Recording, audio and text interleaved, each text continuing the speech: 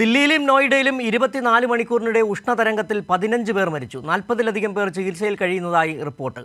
ഉഷ്ണതരംഗം ബാധിച്ചവരിൽ ഭൂരിഭാഗവും തൊഴിലാളികളും റിക്ഷക്കാരുമാണ്. വിവരങ്ങളുമായി ഞങ്ങളുടെ പ്രതിനിധി സിബി ജോസഫ് ചേർന്നു. സിബി, കഴിഞ്ഞ ദിവസം സിബി അടക്കമുള്ള മാധ്യമപ്രവർത്തകർ അവിടെ വെള്ളത്തിൻ്റെ അവസ്ഥയെക്കുറിച്ച്, വെള്ളം കിട്ടാതിരിക്കുന്ന സാഹചര്യത്തെക്കുറിച്ച്, ജനങ്ങൾ ബുദ്ധിമുട്ടുന്നതിനെക്കുറിച്ച് റിപ്പോർട്ടുകൾ നൽകുകയും ചെയ്തിരുന്നു. ഇപ്പോൾ ചൂട് വല്ലാതെ കൂടുമ്പോൾ എന്താണ് സർക്കാരുകൾ എടുത്തിരിക്കുന്ന നടപടി? അതിലേറ്റവും സങ്കടകരമായിട്ടുള്ളത് ഈ മരിച്ചവരിൽ ഭൂരിഭാഗവും, ഈ ഉഷ്ണതരംഗം ബാധിച്ചവരിൽ മരിച്ചവരിൽ ഭൂരിഭാഗവും തൊഴിലാളികളാണ് എന്നുള്ള വിവരങ്ങൾ കൂടിയാണ് പുറത്തു വരുന്നത്. എന്താണ് ഈ സർക്കാരുകൾ എടുത്ത നടപടികൾ?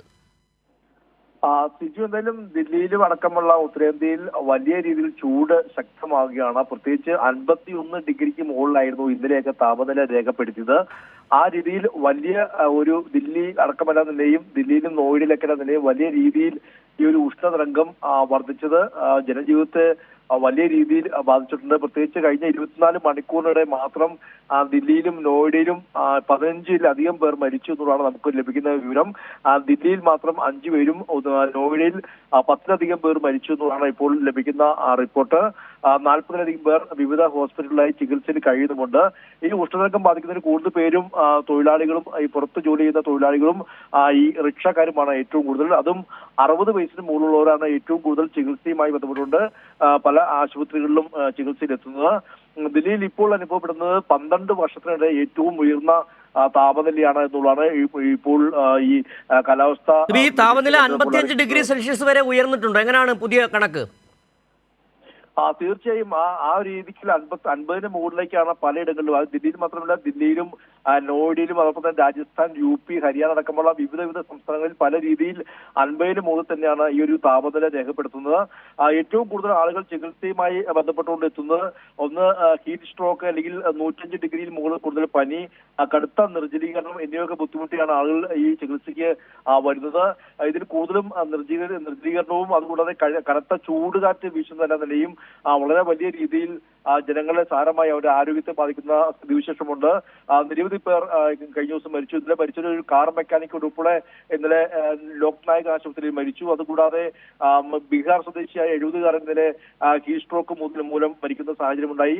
106 മുതൽ 107 ഡിഗ്രി വരെ ഉയർന്ന പനി ലക്ഷണവുമായിട്ടാണ് 10-ലധികം പേരും ചികിത്സയുമായി വിവിധ ആശുപത്രിയിൽ എത്തുന്നത്. ഇവരെല്ലാം തന്നെയും വെന്റിലേറ്ററിൽ മാറ്റിയാൽ പോലും പിന്നീട് ഇവർ മരണപ്പെടുന്ന ഒരു സാഹചര്യം ഉണ്ടാകുന്നു. ഇപ്പോഴും 40-ലധികം പേര് ചികിത്സയുള്ള. ഈ ചൂട് എത്ര ദിവസം കൂടി തുടരുമെന്നാണ് ഈ കാലാവസ്ഥാ വകുപ്പ് അറിയിച്ചിരിക്കുന്നത്?